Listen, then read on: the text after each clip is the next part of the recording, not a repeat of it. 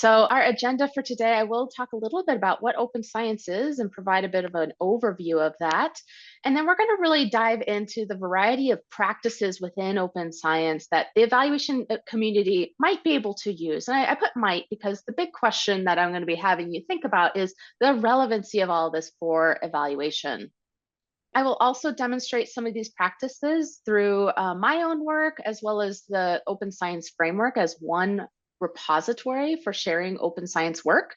And throughout this, I'm going to be talking about how evaluators might be able to incorporate this into their own practice. Thank you so much for the introduction. So I'm just going to fly through this. You've already got all this information. I am, first and foremost, a researcher of evaluation. I love research on evaluation. And one area I've really been interested in is open science. And so actually, funny enough, probably about 6-7 years ago, I gave the first talk of this on open science at CGU to talk about the possibilities of open science for evaluators. And it's nice to see, and you'll see at the end kind of where all of this work has led to at this current point. So I'll talk a little bit about open science, but at the end, I'll talk about some upcoming things that you might be interested in. Why open science? Why did this come about? What has happened that led to people thinking about open science practices? So first is a popular article that was published in 2011 that seemed to prove that ESP exists, that we can read each other's minds. And literally the paper tried to prove that. The problem is that BEM used highly questionable research practices. And so these were all likely false positives. This is what is known as p-hacking. So chose the data, kind of fudged things around to get positive results. And so ESP does not exist, sadly, but this paper demonstrated how we can play with our data to such an extent that it can lead to false positive results. Similarly, Simmons and colleagues published a really interesting paper on false positive results, which demonstrated how we have a lot of flexibility, which others have called degrees of freedom in the work that we do. And because of that, this can lead to these questionable research practices that BEM did, and it can lead to these false positive results. John and colleagues did more work on these questionable research practices and found that a lot of psychological researchers admitted to what is known as hypothesizing after results are known, harking, excluding data after looking at results, collecting more data after looking at results, not reporting all of the dependent variables. And this study has been replicated in a number of different fields in a number of different countries, and they all find that researchers are willing to admit that they do these practices that could be considered and questionable. Similarly, at the same time, the retractions of published articles are at an all-time high, and many fields have been experiencing a huge growth in the number of articles that have been retracted, either for error or for downright fraud. And there's been numerous studies in the popular press about fraudulent research practices. The funniest example I like to share is Dan Ariely does some research on lying and how to prevent lying in various aspects, got a popular book out. And funny enough, one of the studies that led to all this found out that the data was completely fake. Some data scientists have done some really great work to show how the data that led to those results was completely manufactured data. And so a lying researcher lying about their data, I think, is just a prime example of how this is happening in research. Similarly, at the same time, what we're seeing is a lot of data availability requests. Oftentimes you'll see in papers and publications, they'll say, data is available upon request. Well, people have done research to ask for the data, and they found a variety of different, about a quarter to a half of participants in these studies actually provide the data. So the data is not available upon request. These questionable research practices happen throughout the research lifespan. And we can think of this also in the evaluation lifespan. So we think from the beginning of specifying our hypotheses and designing our study, collecting, analyzing, interpreting data, and publishing our results. The things that can happen in the background that can be questionable include things like making sure our hypotheses are based on studies that are replicable. So a lot of studies have found that we're not replicating past findings. Similarly, we're designing studies that have low statistical power to detect the effects that we are interested in. And so we might have these studies that are actually getting false negatives, and it's because we don't even have the statistical power that we need. When we're analyzing data, we have our p-hacking, which is playing around with the data to get the results that we want.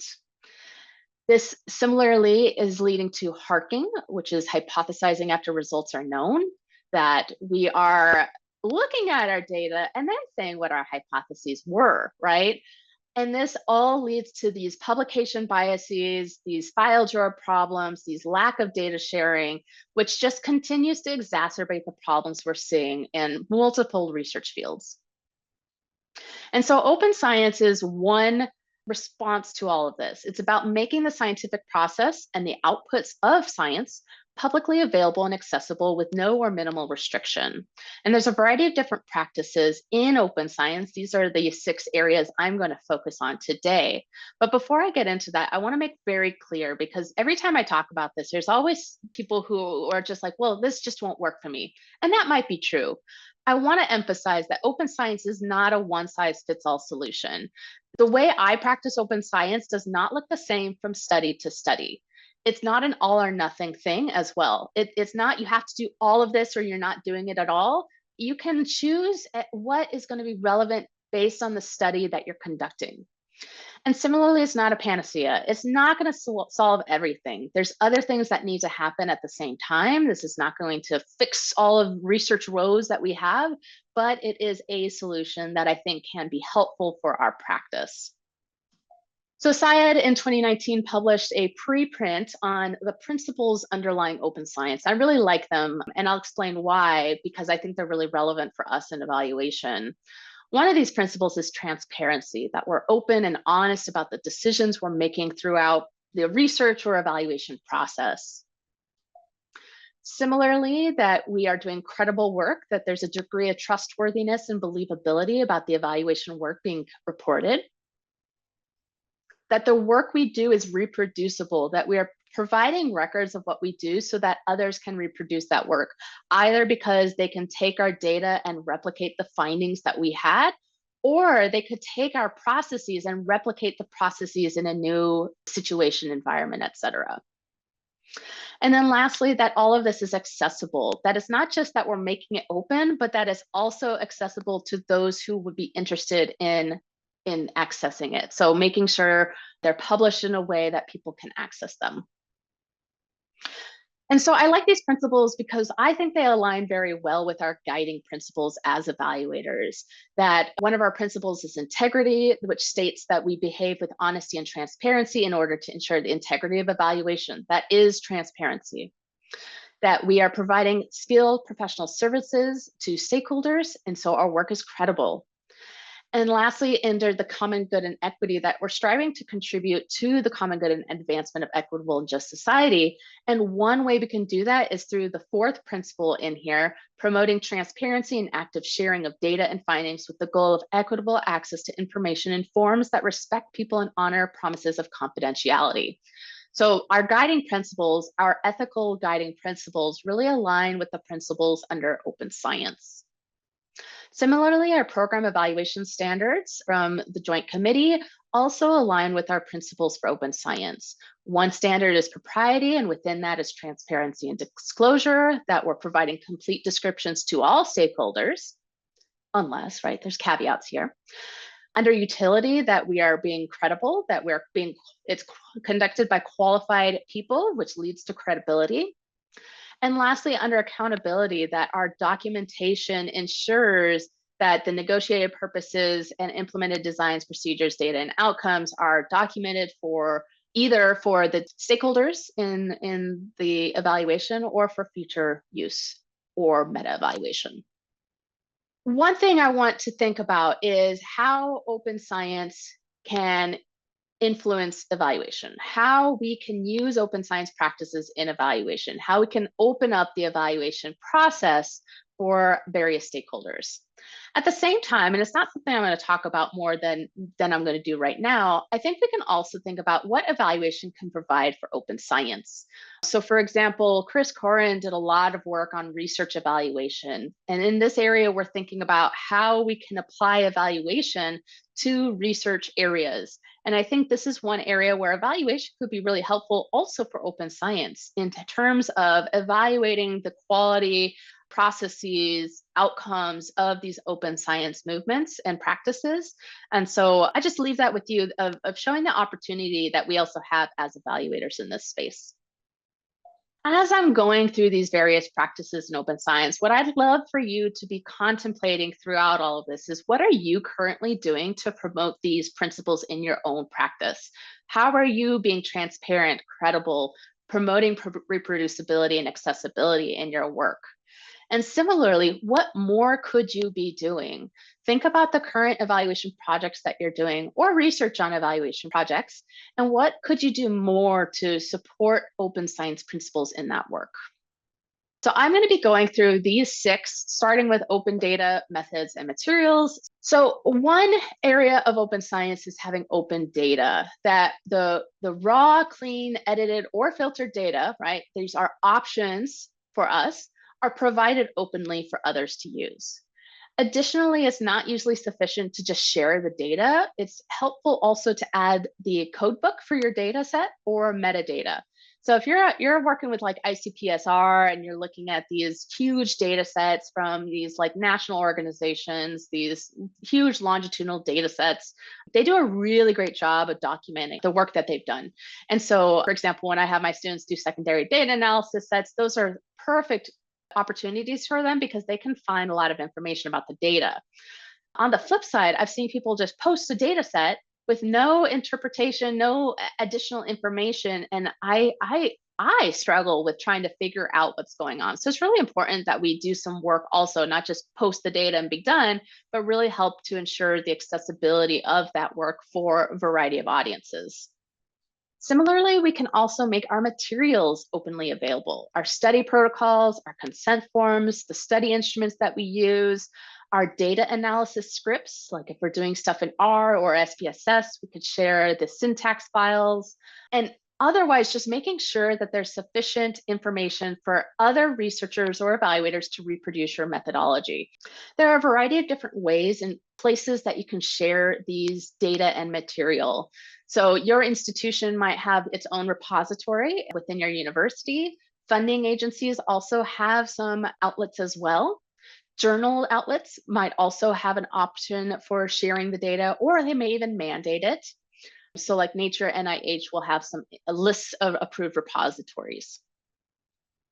Otherwise, there are some multidisciplinary open repositories that are not kind of tied to an institution or funding agency. So the Open Science Framework is the one I focus on the most. I like it the most, perhaps because I think in my background as a psychologist, I think psychology is really well established on this framework. But there's others, Figshare, Zenodo, Kaggle, etc. And there's also discipline-specific repositories, and PLOS has a list. And I'll make sure these slides are available. I'll get the link to you all as well, so you can click on these and play with this. When making data available, we have to make sure our participants consent to what we're doing with their data. And so this is an example of consent data language that you could put on your consent form for your participants. So I'll read this out loud. The data you provide, except for all contact information or any other identifiable information, will be accessible by the authorized researchers as well as the broader scientific community. The data will be posted on the OSF so that the data may be inspected and analyzed by other researchers. The data that will be shared will not contain any information that can identify you.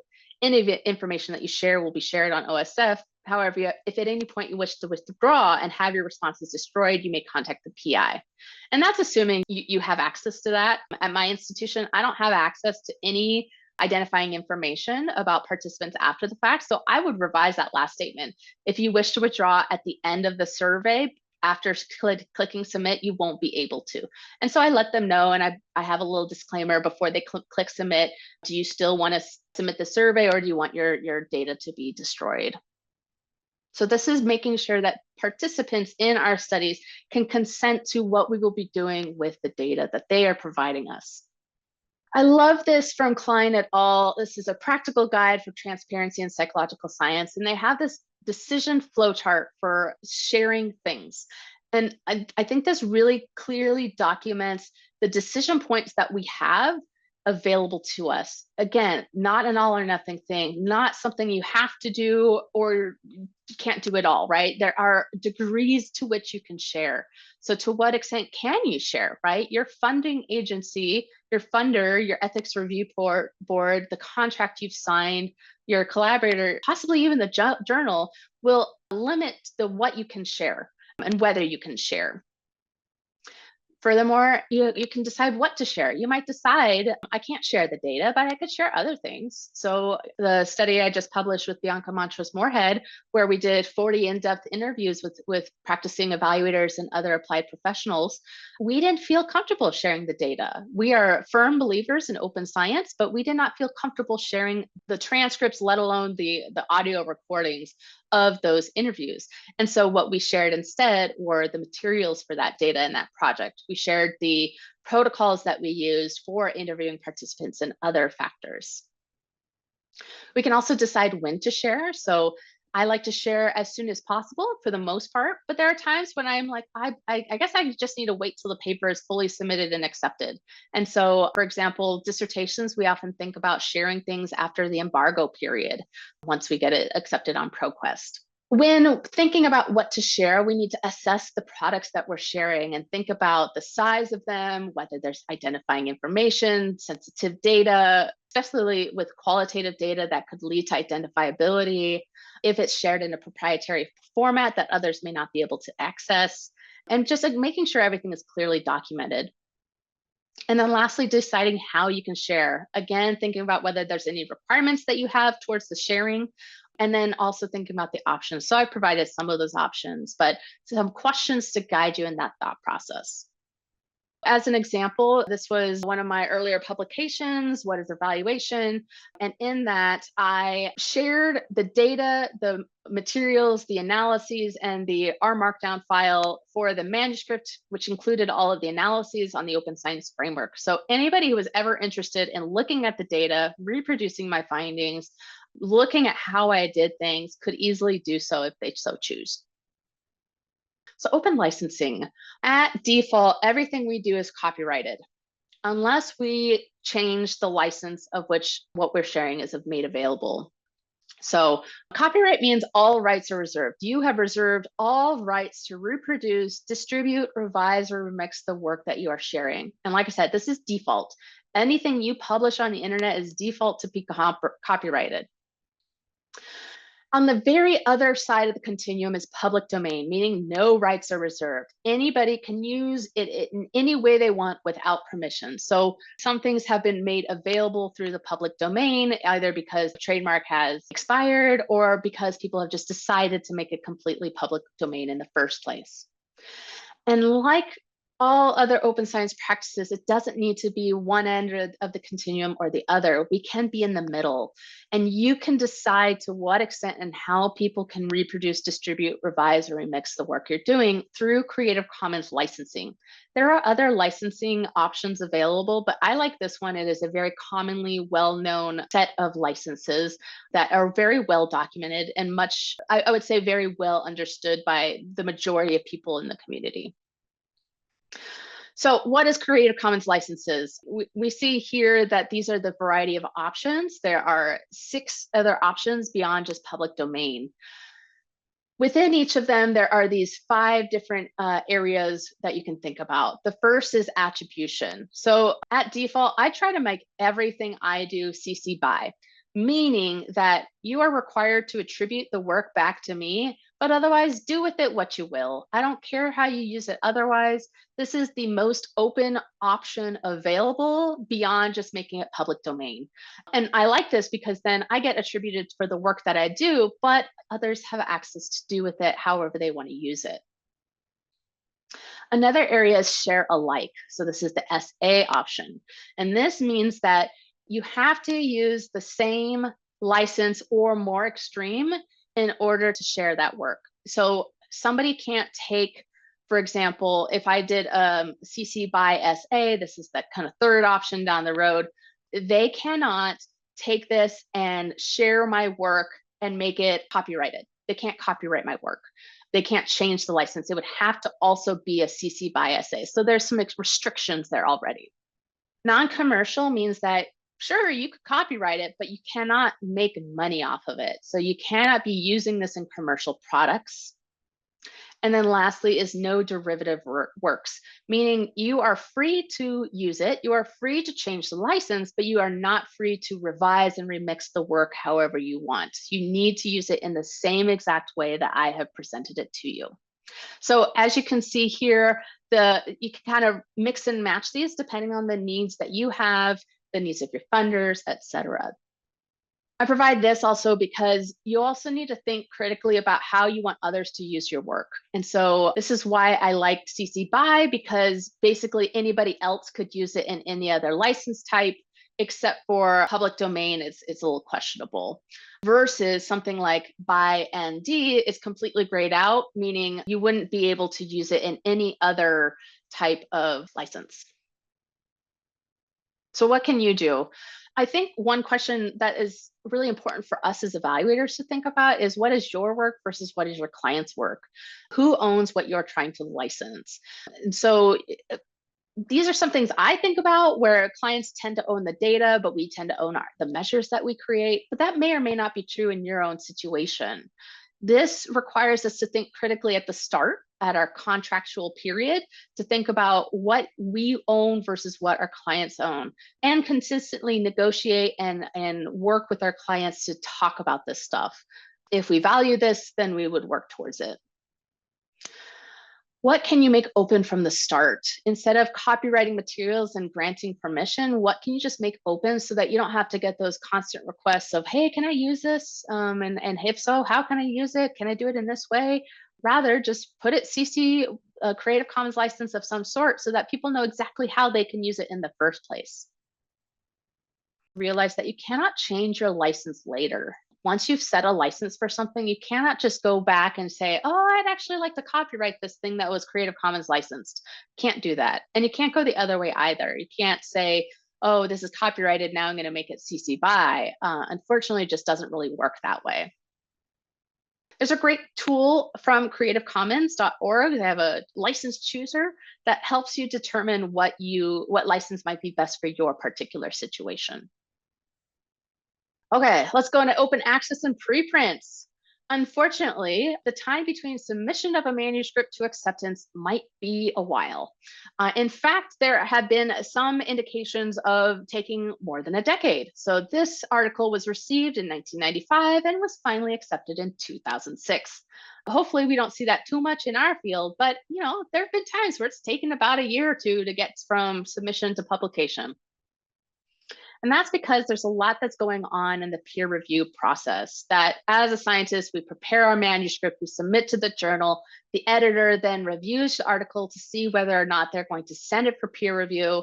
Then, depending on that, send back to the scientist for resubmission to revise and resubmit. And we go through that process over and over until hopefully we get to publication, if not to rejection.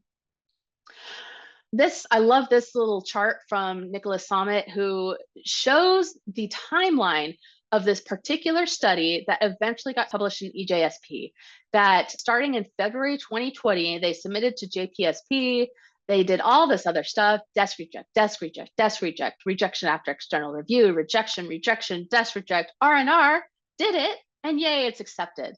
And so sometimes the publication process takes a long time and a lot of effort, and depending on who you are and what your goals are, this may not be of interest to you, understandably so. If you're not a researcher at a research institution, this might not be of interest to you, and totally understandable.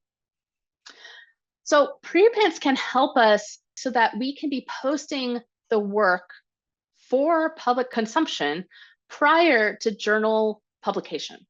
And it could be during the submission process, it could be before the submission process, it could be after the publication process. But the point is that we can make our manuscript available without going through the journal publication process. I'm not going to lie, I've got a few manuscripts. My thesis is one of them. My dissertation is another. And then this other article that was having a hard time going through peer review because they just couldn't find reviewers for us.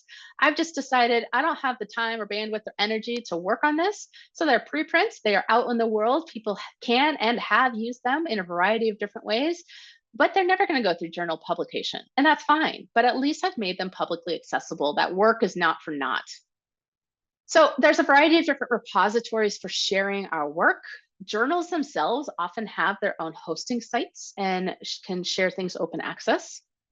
And then there's these various archive websites. Archive is the general one, but there's also ones based on discipline. So I post a lot in SciArchive because I'm coming from a psychology discipline standpoint, but biology, chemistry, medicine, and others also have their own archive websites. There are other repositories like PRJ preprints, Figshare, SSRN, SciELO, and preprints.org for sharing preprints. You can also just share it on your personal website. So think about where you often access white papers, for example, or whatever terminology you might use for unpublished manuscripts and publications. They're often on personal or organizational websites. ResearchGate is another area, as well as academia.edu. You could even share things on Google Drive because this will show up in Google Scholar. And your university might also have its own repository like Digital Commons, ePrints, etc. So let me talk about preprints versus other things. So a preprint is submitted prior to publication. It's a work in progress. It might be the version you've submitted for publication, submitted to a journal for peer review. They can be shared in any repository at any point. You can then submit this to a journal for peer review, author corrections, etc. And then if you decide to share the author accepted manuscript, this is what's called a postprint. Some people don't differentiate between the two terms, that's fine. But this also can always be shared openly after accepted by the journal, sometimes after an embargo period.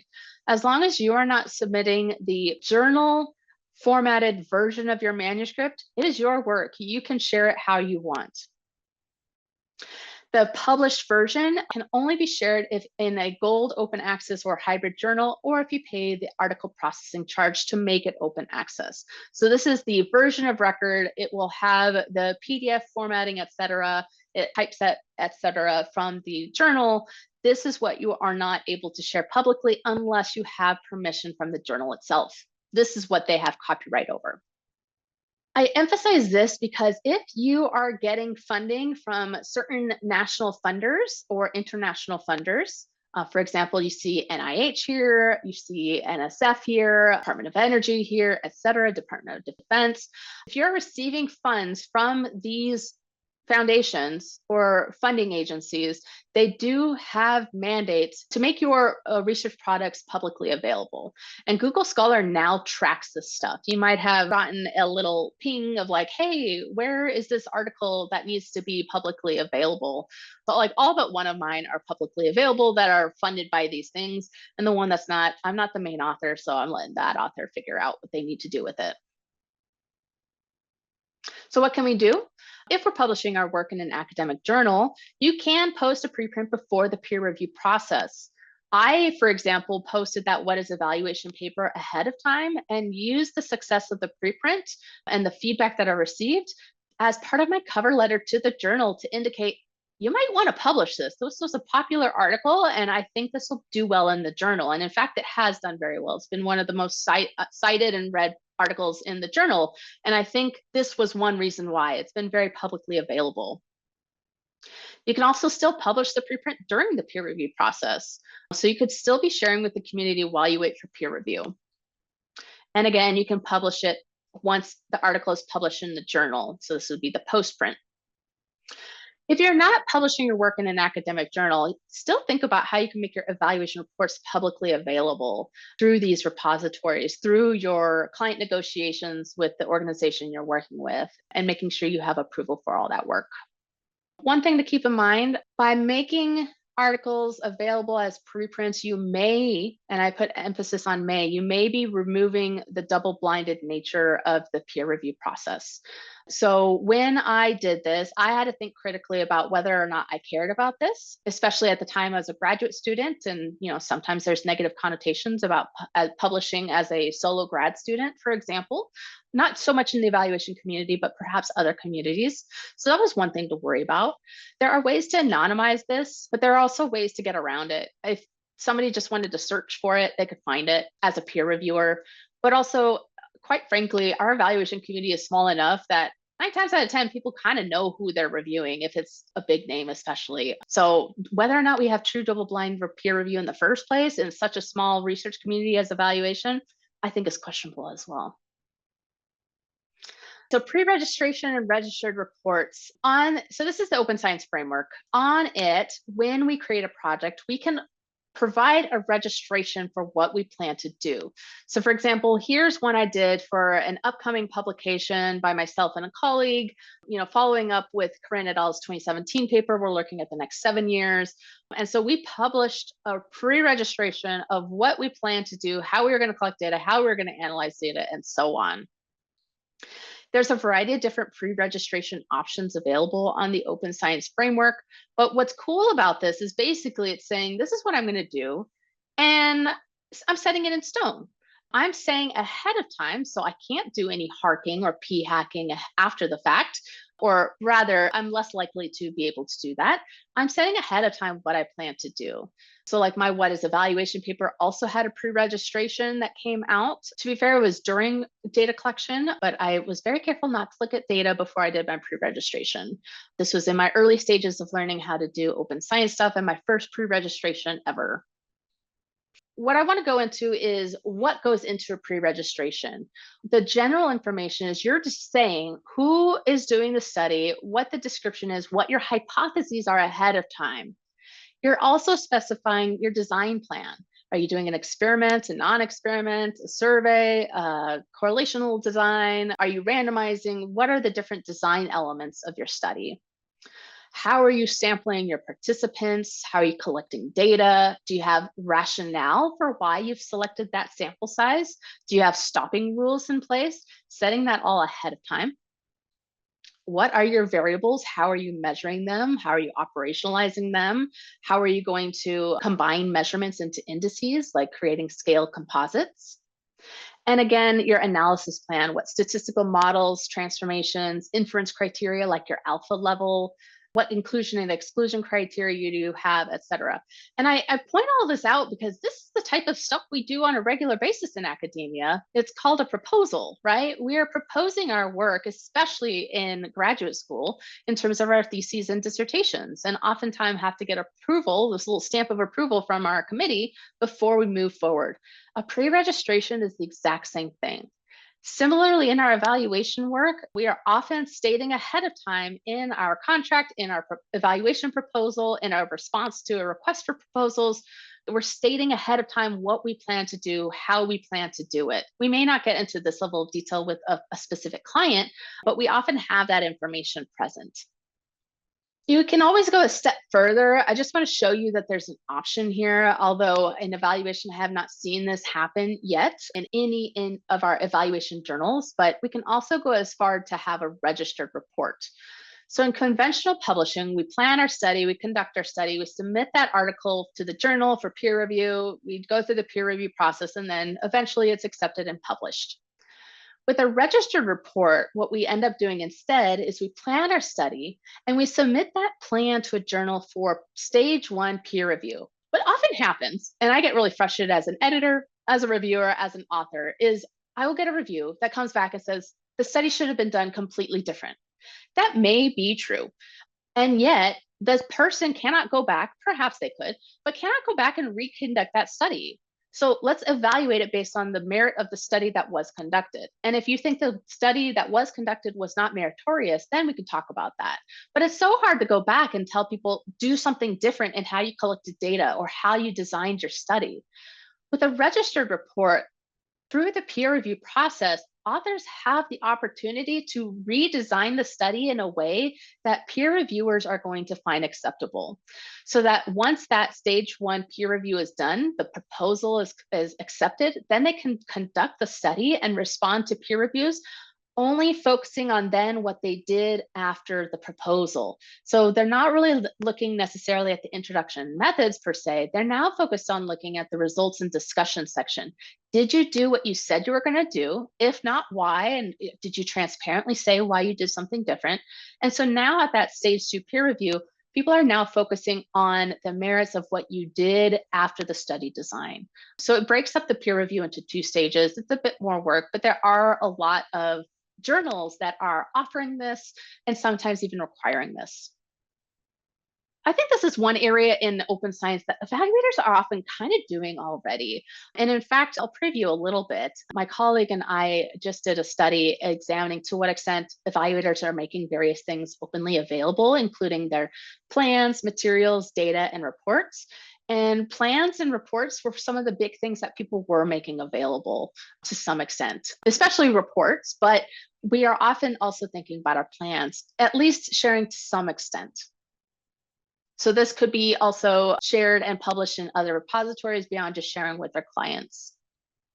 And like I said, nobody's really doing registered reports necessarily, but in some ways we kind of are, because we have to get approval on our contracts as evaluators prior to conducting our evaluations.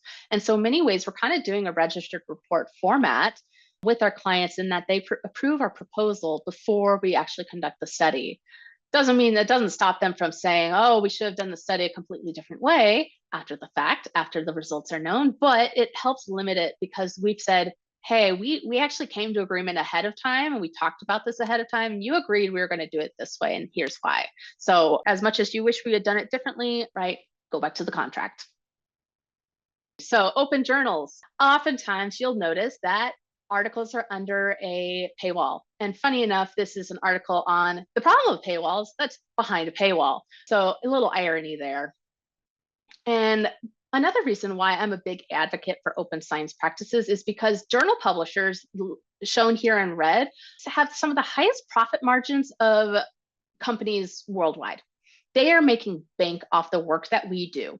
And so I don't feel bad about making my work publicly available in ways that I feel are ethical and are following the rules of the journals that I am both working for as a journal editor, as well as author, reviewer, etc. The Center for Open Science has what are called transparency and openness promotion guidelines for journals, helping encourage authors, encouraging or requiring authors to make sure their research practices, verification studies are being done. There's different levels to this of whether people are disclosing this work, sharing and citing this work, or certifying this work. I'm not going to get too much into this, but I do want to emphasize that because of my values of open science, I've been bringing this to, for example, the journal I work for, American Journal of Evaluation, and we have been working towards requiring that people disclose the extent to which these research practices are being done. Not to require that people are doing any of this work, but to say whether or not a study registration was done, whether or not materials are made available, et cetera. And so that we're showing that we really want to promote these open science practices. Another way that journals are doing this, and this is where we might be able to find out actually this prevalency of pre-registration, is that some journals, actually many journals these days, have these badges that indicate whether an article has open data, open materials, or is pre-registered. And I know this is something that AJE is looking into. Open access can be either gold open access, meaning that journals can make articles open to pay if you pay a fee, or green open access by you posting your preprint or postprint on another repository. And I just want to show that we do have 2 journals that are completely open access with no article processing charges, the Canadian Journal of Program Evaluation and the Journal of Multidisciplinary Evaluation. But other journals can be published as gold, but note the cost of making them open access. It is extremely expensive. One little bonus tip is to make your figures and scales that you're going to publish in a gold open access journal, make them licensed Creative Commons before you publish. So for example, the figures that I used in the article, the What is Evaluation article, are CC BY licensed, so anybody can use them. They don't need to ask publisher or me for permission to use them. There's also open peer review. I'm not going to get into that. So just consider how you're going to publish when you're publishing. And it might also even change the journal that you plan to publish in as a result. And then lastly, we can make educational resources openly available. We have a lot in evaluation, which I'm very pleased about. So Better Evaluation, Evaluate, etc. We have the blogs and Eval Central. And CTC has 2 different open textbooks that evaluators can use when teaching evaluation. I think I'm going to pause there. I was going to go through the open science framework and talk about what that looks like. So I'll just kind of flip through as I finish talking my piece. And I apologize that I did not be as mindful about time. But this is, where you can submit the license for your project, files. Earlier, you can cite this work, which is why it's really important. So here's that what is evaluation paper on the open science framework. This work is citable.